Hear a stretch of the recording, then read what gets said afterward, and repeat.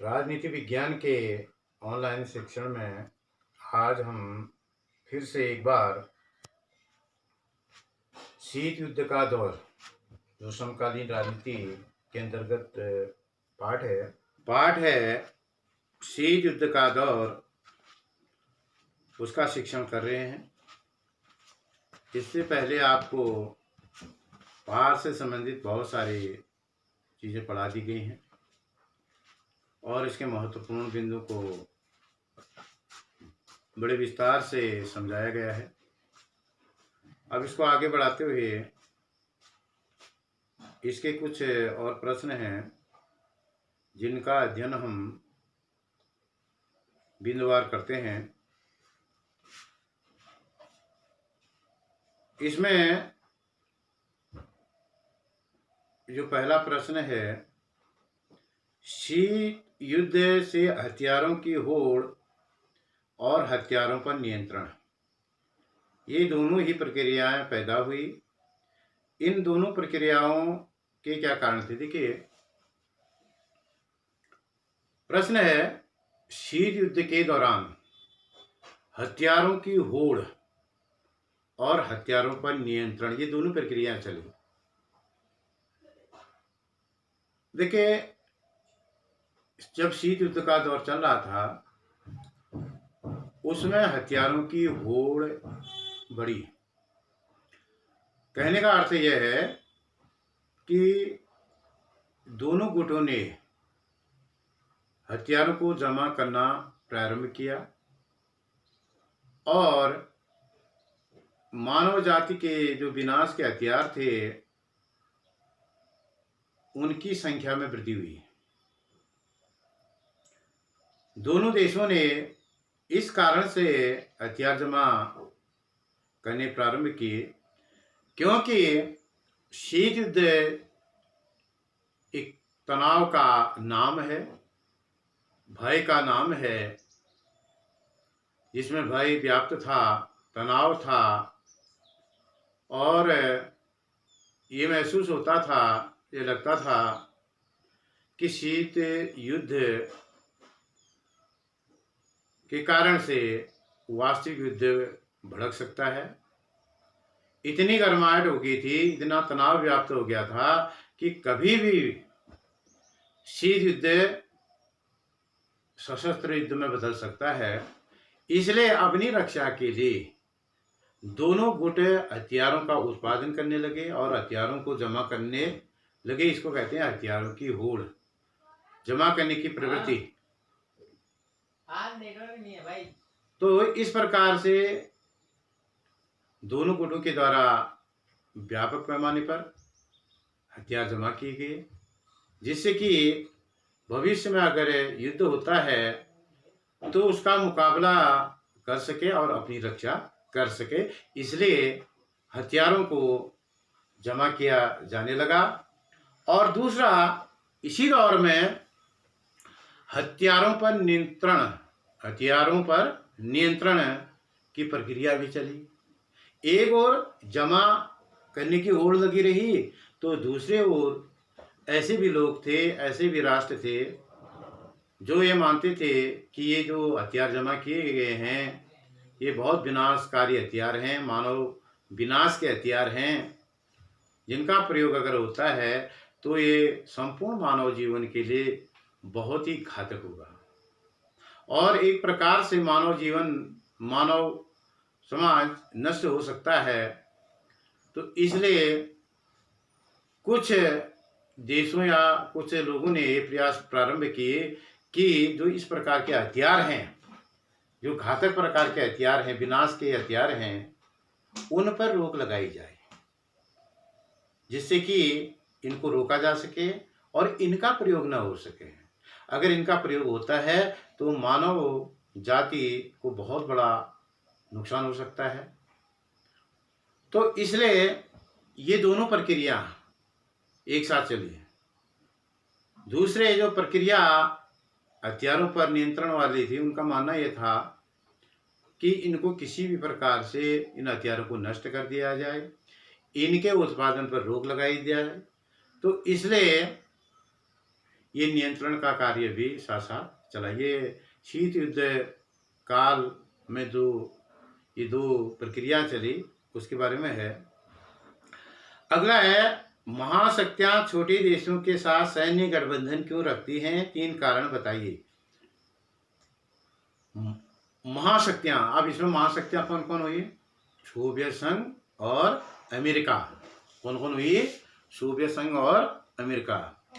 अब ये छोटे देशों के साथ, छोटे देश माने जो इनके साथ जुड़े हुए थे, इनके गुट में शामिल थे। क्योंकि इससे पहले मैं सब स्पष्ट कर चुका हूँ, जो शीत युद्ध कालीन दौर था उसमें 2 गुट विद्यमान थे, एक सोवियत संघ और दूसरा अमेरिका। तो ये महाशक्तियां थी। अब ये इनके साथ जो जुड़े हुए छोटे छोटे देश थे, उनके साथ ये सैनिक गठबंधन क्यों रखते थे ये बड़े देश? अब उसके 3 कारण यहाँ पर बताए गए हैं। पहला कारण यह है ताकि इन देशों से वे अपने हथियारों का सौदा कर सकें। पहला कारण जो है कि जो ये छोटे छोटे देश हैं, ये बड़े देश जो महाशक्तियां हैं अमेरिका और सोवियत संघ, ये अपने हथियारों को इन देशों को बेच सकें और उनसे अच्छी खासी रकम ले सकें, और जिससे कि इनको बहुत बड़ा आर्थिक लाभ हो सके। इसलिए यह देश उन देशों को हथियार बेचते थे और उनसे मुनाफा कमाते थे, मुनाफा माने लाभ कमाते थे। पहला कारण यह है। दूसरा है छोटे देशों में सैनिक अड्डे स्थापित करना। यह भी एक बड़ी सुविधा थी इन महाशक्तियों को। जो इनके गुट में शामिल देश थे, छोटे देश, उन देशों में ये सैनिक अड्डे स्थापित करते थे। और सैनिक अड्डे क्यों स्थापित करते थे? क्योंकि युद्ध होने की स्थिति में वो जो है इन देशों के सैनिक अड्डों का इस्तेमाल कर सकें, एक दूसरे के विरुद्ध इनका प्रयोग कर सकें और आसानी से युद्ध लड़ सकें। इसलिए सैनिक अड्डे स्थापित किए जाते थे। तीसरा जो है, छोटे देश सैन्य गठबंधन के अंतर्गत बड़े देशों में सैनिकों को अपने यहाँ रखते थे, जिससे महाशक्तियों पर आर्थिक दबाव कम होता। अब एक और तीसरा जो कारण है कि ये जो छोटे छोटे देश थे, ये देश जो है महाशक्तियों, यानी महाशक्ति मतलब अमेरिका और सोवियत संघ की सेनाओं को अपने वहाँ अपने देश में रखते थे और उनका वेतन, उनका खाना पीना, उनका खर्चा उठाते थे। और इस प्रकार से महाशक्तियों को बड़ा लाभ हो जाता था। उन पर जो इन पर खर्च होने वाली रकम होती थी, खर्चा होता था, उससे वो बच जाते थे और उनको आर्थिक लाभ होता था। इसलिए ये छोटे देशों के साथ, ये महाशक्तियाँ छोटे देशों के साथ सैनिक गठबंधन रखती थी। सैनिक गठबंधन का मतलब है कि अब उनकी सेनाओं को उनकी रक्षा के लिए, उनकी सुरक्षा की जिम्मेदारी अपने में लेना और अपने सैनिकों को इन देशों में भेजना और युद्ध की स्थिति में उनकी रक्षा करना, ये सैनिक गठबंधन के अंतर्गत ये बातें हुआ करती थी। तो ये प्रश्न हुआ। अच्छा, अगला है, कभी कभी कहा जाता है कि शीत युद्ध सीधे तौर पर शक्ति के लिए संघर्ष था और इसका विचारधारा से कोई संबंध नहीं था। क्या आप इस कथन से सहमत हैं? अपने उत्तर के समर्थन में एक उदाहरण दें। देखिए, ये प्रश्न क्या कहता है, इसको समझिए बड़े ध्यान से। ये कहता है कि शीत युद्ध क्या है? शक्ति के लिए संघर्ष। शक्ति के लिए संघर्ष का मतलब होता है अपने आप को शक्तिशाली बनाना, एक दूसरे से अधिक शक्तिशाली बनना है, इसके लिए संघर्ष था। अमेरिका चाहता था कि सोवियत संघ से वो हर क्षेत्र में आगे रहे, उसका दबदबा रहे, इसलिए वो अपने आप को शक्तिशाली बनाना चाहता था। सोवियत संघ का भी ये रवैया था। सोवियत संघ भी अमेरिका से और अधिक शक्तिवान होना चाहता था, इसलिए इनके बीच शक्ति के लिए संघर्ष था, शक्तिशाली होने के लिए संघर्ष था। ऐसा शीत युद्ध तो था ही, लेकिन इसमें पूछा गया है कि ये विचारधारा से कोई संबंध नहीं था। कहते हैं कि कुछ लोग इसका विचारधारा से कोई संबंध नहीं था, ऐसा नहीं है, क्योंकि विचारधारा का भी बहुत बड़ा प्रभाव था। शीत युद्ध काल में विचारधारा का भी बहुत बड़ा योगदान रहा, महत्व है। वो कैसा? कौन सी विचारधारा? विचारधारा दो प्रकार की थी। एक साम्यवादी विचारधारा थी, जिसमें सोवियत संघ और उसका गुट शामिल था। इनके गुट को साम्यवादी गुट कहा गया। और अमेरिका और उसके साथी जो देश थे, उसको कहा गया पूंजीवादी गुट। अर्थात दो विचारधारा थी, साम्यवादी विचारधारा और पूंजीवादी विचारधारा। तो इसका भी महत्व था। सिर्फ शक्ति संघर्ष ही नहीं था, शीत युद्ध का नाम सिर्फ शक्ति संघर्ष के लिए ही इसका कार्य नहीं था, बल्कि विचारधारा भी इसमें प्रमुख भूमिका में थी। यानी विचारधारा का भी बहुत बड़ा प्रभाव था, क्योंकि इसी विचारधारा के आधार पर इन महाशक्तियों के साथ अन्य देश जुड़े हुए थे।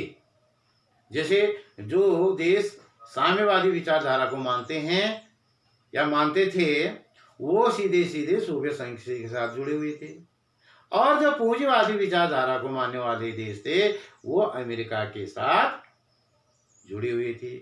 इसलिए ये नहीं कहा जा सकता है कि शीत युद्ध सिर्फ शक्ति संघर्ष के लिए एक प्रतिस्पर्धा थी, एक संघर्ष था, ऐसा नहीं कहा जा सकता, बल्कि इसमें विचारधारा का भी बहुत अधिक महत्व था। इस प्रकार से ये प्रश्न, छोटे प्रश्न आपको समझा दिए गए हैं। आप फिर से इसको ध्यान से बार बार देखिए और समझिए, इस पर मनन कीजिए, और जो इसमें अगर आपको कोई कठिनाई आ रही है तो उसको फिर से मैं क्लियर कर दूंगा। आप जो है ग्रुप में उसको डाल दीजिए कि ये कम समझ में आया है या समझ में नहीं आ रहा है, तो उसको फिर से रिपीट किया जाएगा, फिर से बताया जाएगा। तो आगे बढ़ते हैं।